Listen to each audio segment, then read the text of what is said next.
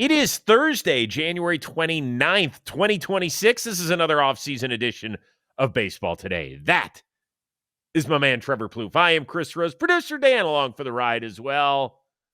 You okay? I'm worried about you. What do you mean? You okay health-wise? Okay, now you're trying to expose me. I hurt myself with the gym. I was trying to go too hard, reverse lunges. What am I doing? Old. You're getting old. Oh, it's too much weight. Like, what am I doing? I hired a trainer. He was trying to push me. I told him, let's go, and it was too much for me. Plouffe, you're going to be 40 in June.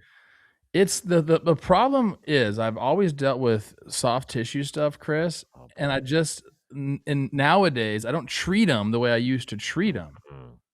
Like I don't have a freaking PT every day putting his hands all over me. Yeah, I don't. So it never really heals. I just need to slow down a little bit. You're right. You're right, Dad. Yeah, it's okay. Happy belated birthday. Okay. Thank you. Much appreciated. And thanks everybody who reached out. It was very kind. I loved your text. It brought a tear to my eye. It's very, very kind of you. You're a good dude. You're a good dude. Let's have some fun. Let's do it. A little tip of the cap to the captain, Aaron Judge. Congrats on MLB The Show. Second time that he's the cover kid, if you will. Happened a few years ago as well. He joins your old buddy, Joe Mauer, the only guys to have this honor multiple times. So that's kind of cool. I mean, there's only a few guys worthy of getting multiple covers. Judge is absolutely one of them. And I love the tie-in with the WBC. He looked great in the Team USA uni. I know. I've been calling for a Team USA uniform refresh for quite some time because that's been the primary kind of look for, I don't even know, like 20 years? Yeah. I mean, since I was on Team USA. Yeah. Are we never going to get one? I think maybe the blue pins or like that blue piping is new. Yeah, that feels new. That does. I mean, I guess if it ain't broke, don't break it, but don't fix it, you mean? No, if it ain't broke, don't break it. That's what Lil Wayne says. Oh, a little Wheezy? Yeah. Okay. Yeah, I got you. All right, it's cool. I'm in, and I can't wait for the WBC. It's just like most of the baseball world because we're excited. Got less than 2 weeks till spring training, by the way. I am wearing a Giants cap with good reason. After they apparently missed out on C.J. Abrams in a deal with the Washington Nationals, they did get a little bit of a boost to their everyday lineup. Harrison Bader inks a 2-year free agent deal worth nearly $21 million. Solid move or great move by the Giants? I think it's a great move by the Giants. You know how high I am on Harrison Bader. Obviously got to spend some time around him last year in Minnesota. But I think, number one, he's a good player who's going to, he caught fire last year offensively, had some really good stretches with the Twins. And when he went over to the Phillies, he was really, really good for them. But I think what it does is it truly just kind of helps the Giants' outfield defense because you're going to put him in center field, and he's just a great defensive player, steady as they come. Just does everything the right way, but it allows you to get Jung-Hoo Lee out of center, which, he doesn't really grade out well there. Put him in right field. You got Elliot Ramos in left field, and I think that just makes your team better. It's not always about scoring runs. Run prevention is still a massive part of the big league. So I think it helps in that regard, but just overall, it feels like a fit to me, Chris. Like it feels like he vibes in that clubhouse. And for 2 years, 20.5, max $21 million. Like I take it every time. I don't understand why more teams weren't in at that price tag. I mean, I think you have to get past the whole, Harrison Bader can't stay healthy thing. Last 2 years, he's played in over 140 games. Does he have a lot of swing and miss in his game? Yes. But I mean, I'm not trying to hit him fifth in my lineup. Now he might end up hitting sixth in the Giants lineup. I mean, it's better if he's like number 7. Because I don't think they know exactly what they're doing in the bottom third of that. They do with Bailey. I mean, Bailey's such a good defensive catcher that you got to live with with a 70 OPS plus. You got to live with that, I guess. But they've been trying to get C.J. Abrams. We had heard about Brendan Donovan, so they're trying to upgrade. At least that's what it sounds like at second base. And then at DH, Bryce Eldridge, young guy. Do you just let him stick and we'll see what we got there? It just feels like this was a good solid, dependable move by Buster Posey. There hasn't been anything earth-shattering since the Rafael Devers deal, but I think I'm okay with it. I think. They got a good squad. Good. They got a good squad. Yeah. You mentioned the defense. First of all, I didn't realize how bad Lee's metrics are in center field. Did you see some of them? I did. I looked it up, yeah. They're He was the horrible. worst defensive center fielder in baseball. And now you're replacing him with the guy who is second in terms of center field outs above average since he made his major league debut in 2017. Only one guy posted a higher number. You know who that is? Ooh. Julio? No. Doesn't Byron? play anymore. And he looks a lot like you. Oh, Kev. Yeah. Superman. Yeah. Kevin Kiermaier. The Outlaw. The Outlaw. Yeah. He is going on who's he teaching right now? Every team? Didn't he say like his services were available for everybody? He's basically going to be a defensive consultant. I love that he just created a job for himself. It's good. I love it. I think it's genius. That's really good. Yeah. Defensively last year, I believe they were 28th overall when you're talking about outs above average in the outfield. They've got to figure that out. Look, Ramos is not good in left field. But once again, with a guy who I think he's better than what he was last year offensively. I know the year before, I think he had almost an 800 OPS. Like, that's a guy who I think needs to take another step. And he's still young, so I mean, everybody needs, like, Devers needs to have an awesome year. We got to have like solid years from the guys they brought over, and Chapman and Adames. Eldridge needs to come up and have, his breakout season. Like a lot of things have to go right for the Giants. They have good players. It's a nice collection of players, but when we're talking about getting to the tops of the National League, it's like, well, we need more out of almost everybody. If they traded for, because it sounds like the Abrams one fell through, doesn't mean they can't revisit it and use a different combination of players. Brendan Donovan, you would think, is certainly available from the Cardinals' standpoint. If they added one of those guys, do they move into the top 6 in the National League? Jeez. I don't know. Yeah, they're top 10 at that point, and then kind of where do they rank there? I mean, yeah, obviously they're a top 10. They have to be a top 10. What they finished last year? Were they 81 and 81? They were 81 and 81. They finished a dozen games back of the Dodgers. Forget top 10, dude. I'm just trying to give them some.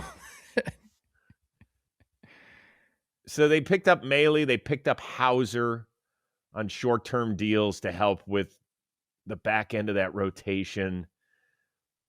They were the 8th best team in the National League last year by record. So I apologize for calling them top 10. Do they get into the top 6, which would mean they need to jump the Reds? They would need to jump the Mets. Or the Brewers. Well, the Brewers won 97 games. They're not jumping the Brewers. I'm sorry. Don't be hating already. They just traded their ace. They traded their ace 2 years ago. Yes, they did. And it doesn't matter. We'll get to that. Okay. All right. Where do people see the Giants? Let us know in the comments section. I always I think we do. We have them like 7, 8, 8-ish right now, with the possibility of moving ahead. But I love the Harrison Bader deal. Oh, Braves or Giants? I mean, you got to go Braves, right? Have to go until their team starts healthy, falling apart, which they already have because we have guys slipping on the ice in South Korea. Oh, yeah. Forgot about that already. Eesh. You mentioned it already. Harrison Bader split time last year between your Twins, and then he got traded to the Phillies, and he fit in perfectly there, it seemed like. Speaking of the Phils, they whiffed on signing Bo Bichette. He went to the Mets. Biggest moves they've really made this offseason is retaining their own, bringing back Schwarber and Real Muto. Some people have criticized the Phils for not changing enough. About a week ago, here was their manager, Rob Thompson. Well, we're going to have 3 new relievers. We got a new right fielder. We're going to put Crawford. Crawford's going to get every chance to play. We probably got a rookie starting pitcher and Painter. We got Otto Kemp, who wasn't here at the start of last year. So we're turning over 20 to 25% of our roster. So if you think that's turning it back or running it back, whatever the saying is, yeah, I can't help it. Yeah, Topper, it's called running it back, not turning it back, but I'm with you. Has Philly failed its offseason exam? I want to say yes. I want to say yes with a caveat in that, like, they have a really great core of players. And, like, this is Philly being very greedy because you and I would both swap teams in a heartbeat with our franchises, right? So, like, they've constructed and signed guys to long-term deals where, like, the turnover wasn't going to be a lot anyway. The auxiliary pieces were going to turn, but you have your core here. Now, if you wanted to trade Alec Boehm and bring somebody in and Bichette, I understand that. That was a miss. That hurts when you get linked to a player and you don't get him. It sucks. You know, I think a lot of fan bases, or maybe not every fan base, you probably don't feel that way, and I don't either. We don't get linked to too many free agents. But if you do get linked to one and you don't get them, it hurts. But I think Topper's sort of right here. Yes, Garcia comes in. He's going to play right field. He basically just gave the job to Justin Crawford in center field. That's got to be nice for a young guy to hear. Yep. He kind of like caught his words right there. So you're getting a few new guys in the lineup. But again, I think that they have such a good core of players that it was never going to feel like it was it's always going to feel like they failed. You know, I'm not going to give him a failing grade. I take that back. I'm going to give him a passing grade. I'm going to give him like a C plus because they did bring Schwarber back and JT Realmuto, and that wasn't exactly easy for them to do. So they brought those guys back. It's a passing grade. The only thing that would have made it an A or something like the Philly fans would have loved was basically Bo Bichette or Alex Bregman, right? Yeah, but what did they Maybe say? Cody Bellinger? No. What did they say, though, when they did not get Bo Bichette? They said it was a punch in the gut. So they just graded themselves on that one. They were ready to give him 7 years and $200 million, and he said, no, I'm going elsewhere on a shorter-term deal. And so obviously they felt they were deficient in an area, even after bringing back the MVP runner-up, even after bringing back a guy who has been as solid a catcher as we've seen in the big leagues over the last decade. They still felt like they were short. So they wrote this narrative. It's not us just bringing this out of the air and saying, well, it certainly looks like they told you as much. I mean, yes, that would have made it an A. It doesn't mean they're failing. It does not mean they're failing. It brings them down a few grades. Would you say it's been a successful, maybe not failing? Because I wouldn't. Well, failing would be no Schwarber. Right. Like I'd even like if Realmuto was gone, like I'd be all right. Like I maybe could see that. Like, did you get a Ryan Jeffers over there or something like that? Like I obviously think JT fits on this team more than any other team. But if you lost Schwarber, it's a fail. But they brought him back, and again, like the key guys are there, and I don't think Garcia's a slouch. I think I think he'll like really love that ballpark, and it's yet to be seen what he can do over there. But I'm not going to give it a fail. I'm just not because I mean this team won 96 games last year.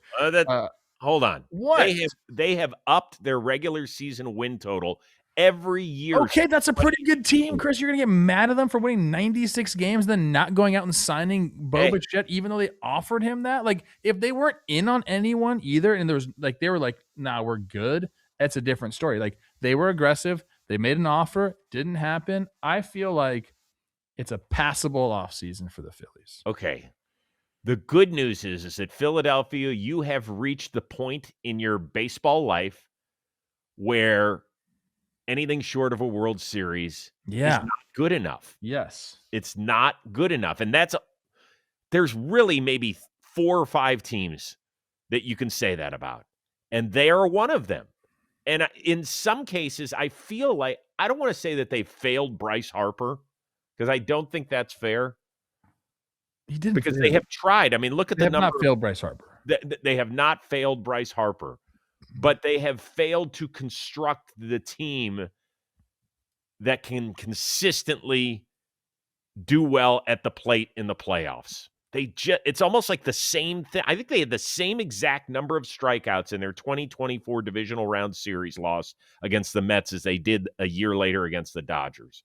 They just don't come up with the clutch hit, and you can't go backward in the playoffs when you're this good. We're going to look at this run of Philadelphia Phillies baseball if they don't win the World Series and say, what should have been.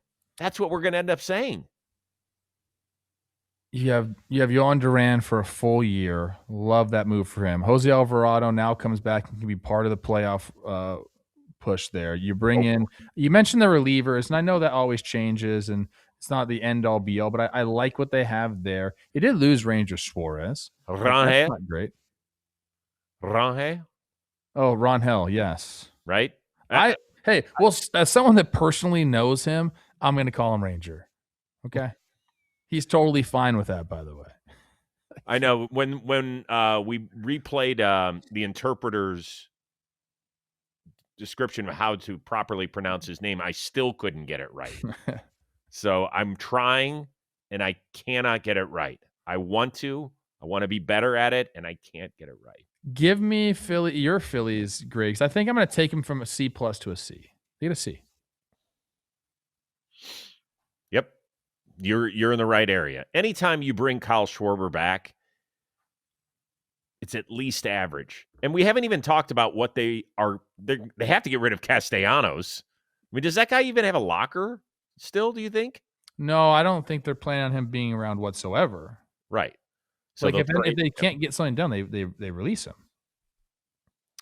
Yeah, they'll eat the whole salary. Yeah. And Alec Boehm. Does he have a locker? Well, he has a locker, but does he have a place? I think it'll be interesting. Like, do they?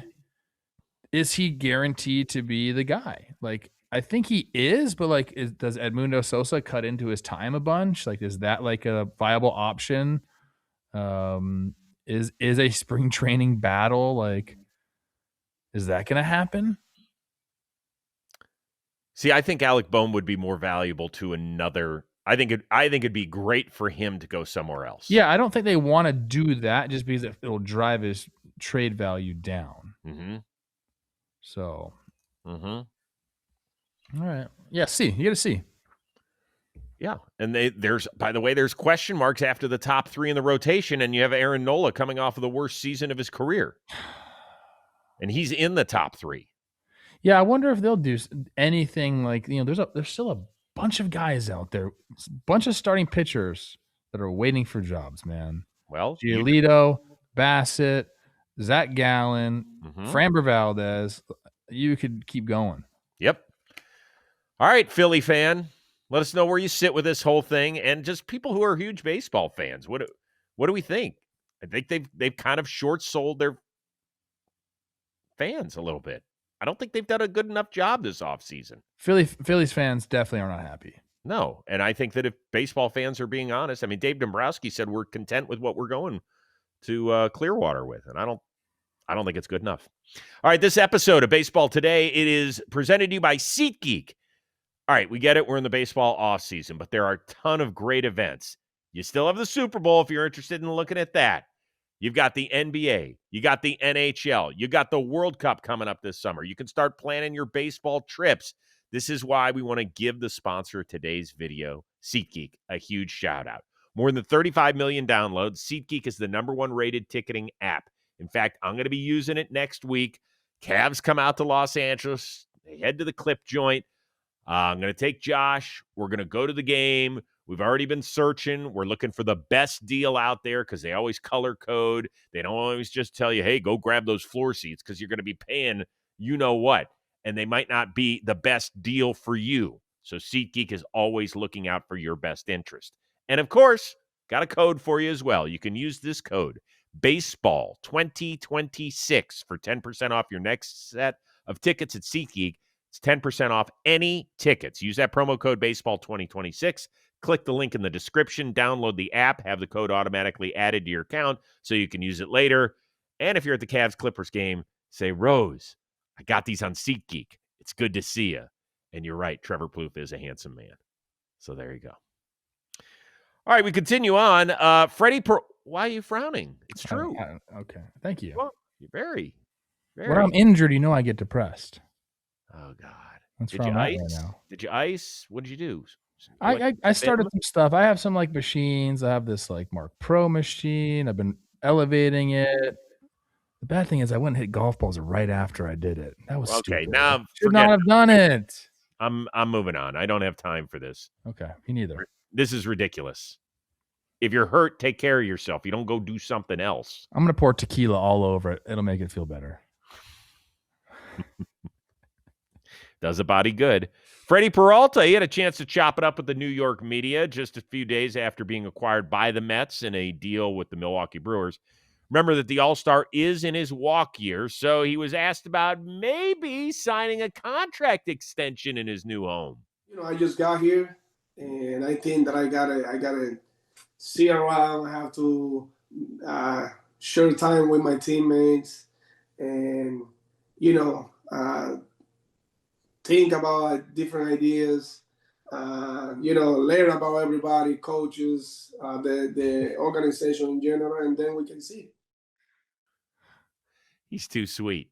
He's too sweet. Yeah, he's like, what if I hate it here? I'm not going to just tell you I'm going to, what if it sucks here? He should have been like, hey, man, I don't even know how to get to the park. Yeah. Can you at least let me figure that shit out before you're trying to dictate my future on this stuff? For God's sakes, I'm not going to be getting Mookie Betts $365 million, so of course I'm not going to sign on the dotted line. That's what he's too nice. That's the problem. He's also like, I'm coming from Milwaukee. It's a big difference. Living in Milwaukee, what if he doesn't like it? What if he's a small market guy? There's nothing wrong with that. These are all great questions. So is it a failure for the Mets if it is indeed one and done for Freddie? It depends on how the season goes, Chris. I guess that's a cop-out answer, but if they make a deep postseason run or they win the NL East and Freddie's a big part of it, then I don't think it is a failure, even if he is one and done. I understand what you gave up for him, but it's about getting the job done at the big league level. Would it be better if they sign him to a long-term deal? Sure. But if he comes in and he's that guy, and he's like, I don't want to sign, but he leads them to, like I said, a deep playoff run and my goodness, a World Series title, it'll all be worth it. So I always go back to this example because it was kind of the one that I saw happen in real time. 2010 Twins, we go sign Matt Capps. We give up Wilson Ramos, a really good catching prospect. We would have needed him later on after Mauer was done catching. But Matt Capps was so good for us. He helped us secure the AL Central. If we didn't have him, it would have been almost like a lost season. So gave up a lot, but you won at the big league level. And I think that's the most important thing. So if they stink and he doesn't sign, it's bad. If they're good and he doesn't sign, I still think it's fine, the trade that they did. What if they stink and he does sign? Great. Then it's a success. Well, I mean, then they'll have more chances with an ace type pitcher. Okay, I just said that there's probably 5 teams in the show where it's win it all or it's a crappy season. Do you put the Mets in that category? Yeah, they put themselves in that category. There's no doubt about it. Well, do you put them in there? I don't love the culture of that, to be honest with you. It's geez, man. Winning the division, deep playoff runs, kind of what you can hope for. A World Series is just, dude. One team has that every year. I know, but that's the goal. The goal is to. I understand that, but I just don't like when people are like, "Oh, the season was a failure because we didn't win the World Series." Okay, so then let me ask you this, just to once again kind of put it all in perspective. Okay, the Yankees definitely feel that way, right? They do feel that way. Okay, was trading for Juan Soto a failure for the Mets? For the Yankees? Oh. Okay, they signed a free agent deal. No. Was not. I don't think so. Even though they did not win the World Series. He helped them win a lot of baseball games. But not win the World Series. Not win the World Series. Okay. It's interesting. I mean, I don't know. Do you think that was a failure by them? I mean, they went out and put the chips on the table. It just didn't happen their way, but that doesn't mean it's a failure. No. The ultimate job didn't get done, but it doesn't make it a complete failure. Okay, you and I are. I'm like just not on that page. I know what you're talking about. It's just hard for me to get there. You and I agree with this because we do feel similarly how difficult it is to win a World Series. I am curious if Yankee fans feel like that trade for Soto just wasn't worth it. Like, wouldn't they could probably sit back here and say, we sure would have liked to have had Michael King last year. Right? Something like that. Yeah, okay. Was the Blue Jays year last year a failure? No. The Blue Jays were not in that category heading into last year. Now they are? That's what I'm saying. It's just it's a very is it a fan base group. that's putting these unrealistic expectations? Is Yeah, it the media? so. Is it? I think it's a little bit of extreme media. I think most of the baseball media thinks the way that we do. Not everybody. I think there are some people who don't, who just say, hey, listen, if you're the Yankees or the Dodgers or the Mets or the Phillies or now the Blue Jays and you don't win it all, and maybe even Boston, throw that in there. If you don't win it all, then it is a failure. But for most teams, it's not. Yeah. It's not. And so that's why I ask about Freddy Peralta. I would agree that, I mean, how far do the Mets have to go in order for it not to be a lost season? Is just making the playoffs good enough? I think that if you get to the CS, like that's pretty damn good. Pretty damn good, dude. Yeah, I mean, it sure is. You're a couple bounces or, swings and misses away from the World Series. Like, I think the ALCS is a really good benchmark where I could say, if we make it to the ALCS, that's a successful season. Hey, by the way, whatever CS. This sport is not the only one where that standard is held. I mean, go look at the NFL where there were 10 coaching changes, including prime jobs in Buffalo, Baltimore, and Pittsburgh, with a few guys who might end up in Canton one day as head coaches because it just hasn't been good enough. Yeah. I mean, yeah. Dude, go look at the NBA guys. Go look at the coaches who won titles over the last 10 years and find out how many of them are still on their team. It is a crazy number. Crazy. Like high or low? It's got to be low. Right? Yeah. Low. Very low. They get rid of those guys left and right. Is that like a salary thing? No. It's just... It's more driven, in my opinion, by guys not being happy with their coach, and so they think that and owners saying, well, it's the easiest way to change things. I want to keep my star player happy. That's such a different conversation for me. Like football, the head coach means a lot. Oh yeah, a lot. Like you're talking about like what a manager in baseball and a head coach in football. Those are two completely different things. I mean, a head coach in football is a player essentially. Like he 100% influences the outcome of every single game. Mm-hmm. True. You can't say that about managers. I don't know how we got here, but I think the CS and maybe even the same thing like the NFC AFC Championship game. That's got to be a decent benchmark for NFL teams. Yeah, but not good. My Rams aren't happy about it. Yeah, but they're not moving on from Sean McVay. Oh heck no. There's people in San Francisco want Kyle Shanahan out. They wanted him out prior to this season. I thought he had his best coaching year, but that's neither here nor there. Okay, Yankees. They also zoomed in with one of their big offseason moves. They brought back Cody Bellinger for $162.5 million. Now, New York's opening day lineup could be almost exactly the same as the one they trotted out there when they lost in Game 4 of the divisional round against the Toronto Blue Jays, but it sounds like that's okay.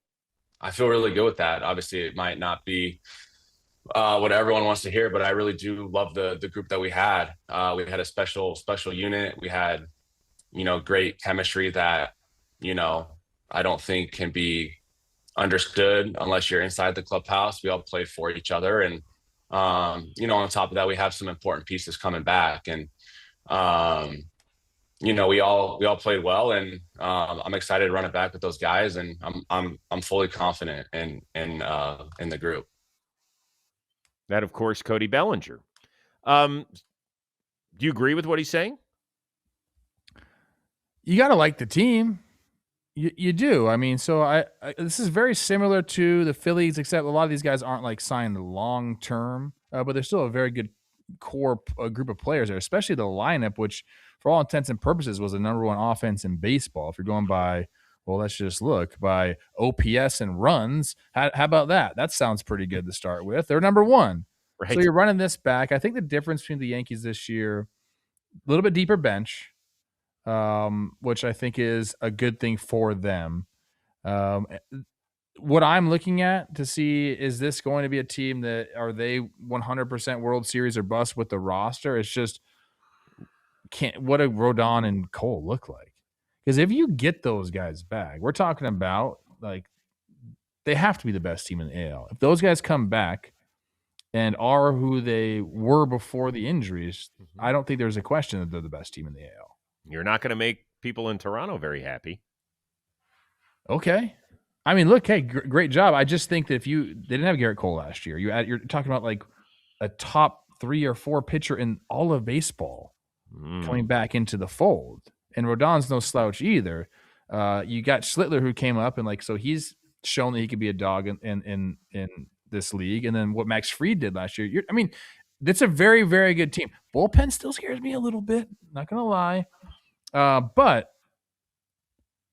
I don't even know what the question is. I mean, I'm okay with them running it back. I think this is. Yeah, Brian Cashman did come out and say, hey, listen, this is a championship roster. And I would agree with it.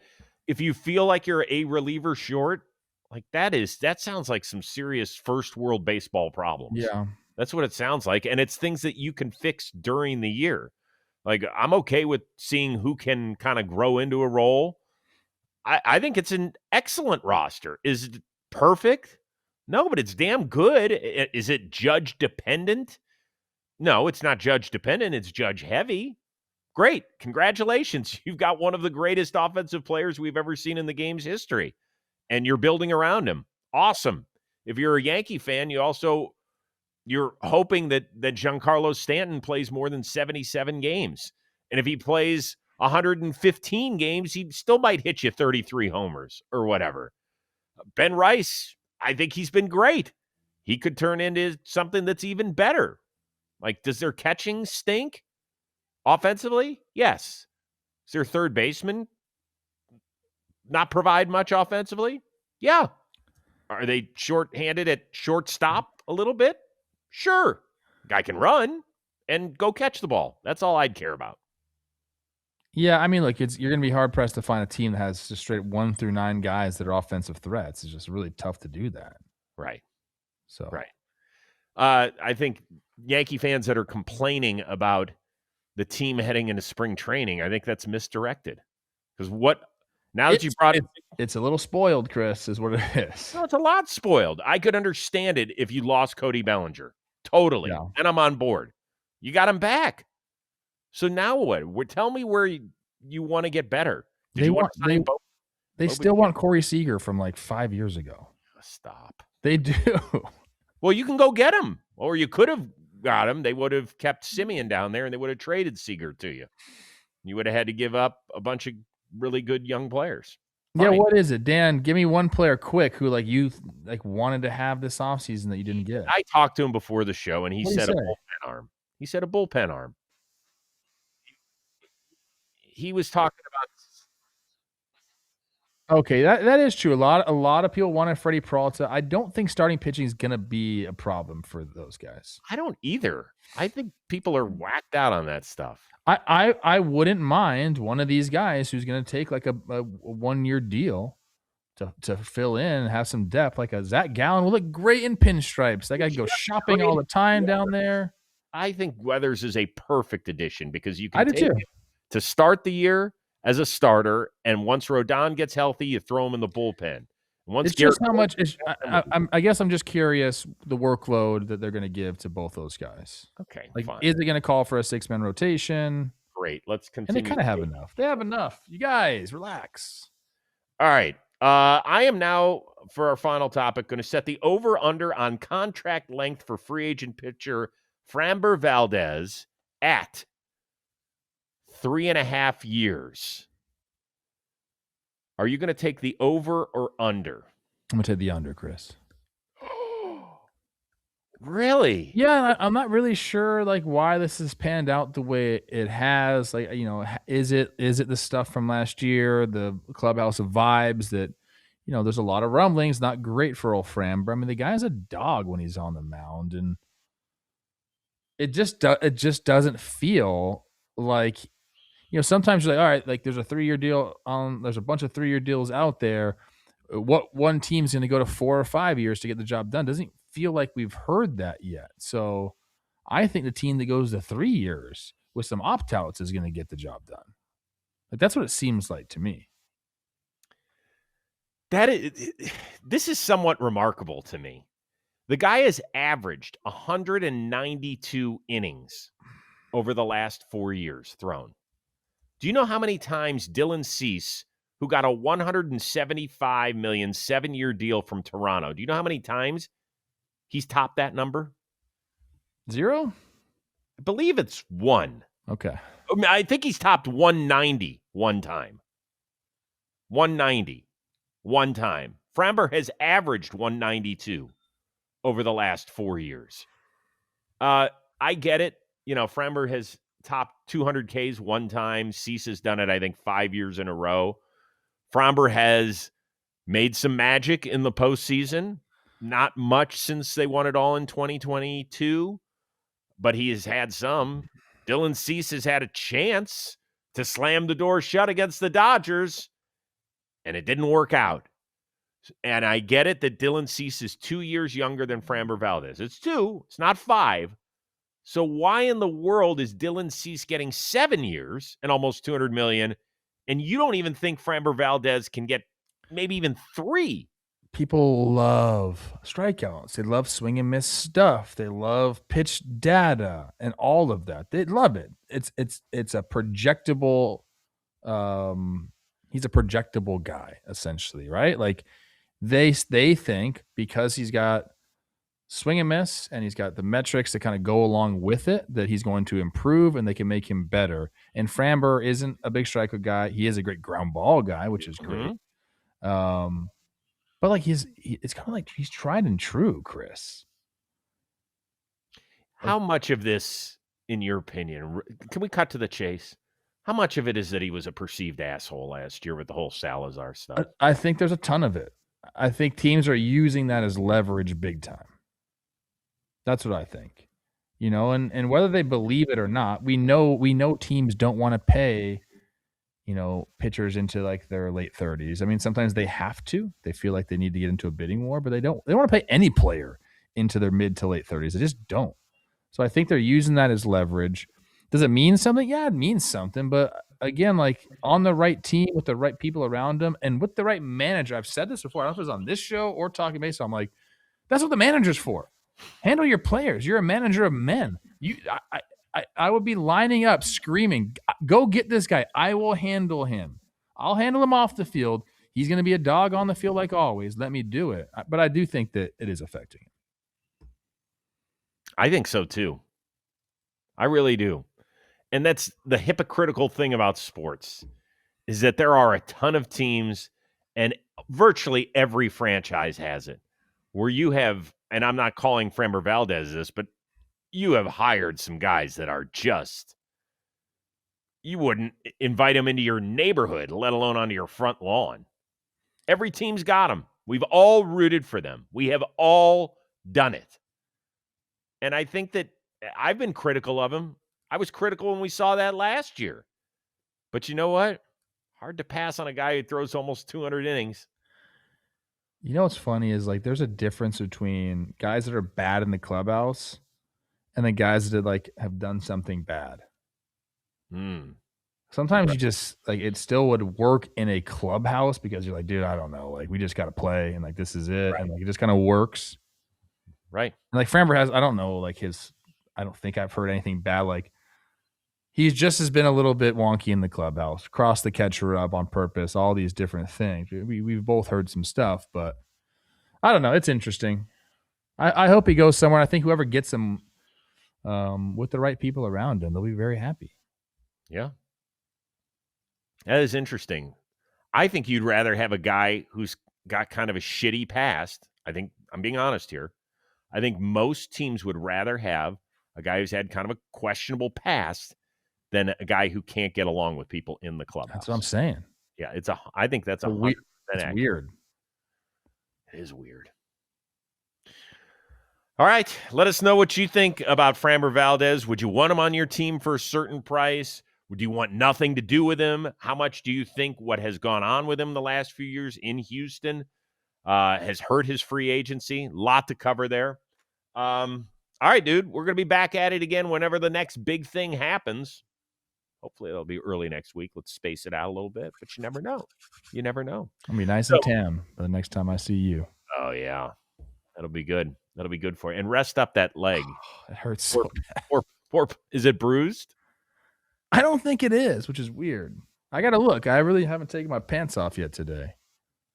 Well, earlier this morning. On that note, hey now. For our one-of-a-kind producer, Dan Rourke, the uber-talented and perhaps bruised, soon-to-be tequila-drinking Trevor Plouffe, I am Chris Rose. We will see you again soon here on Baseball Today.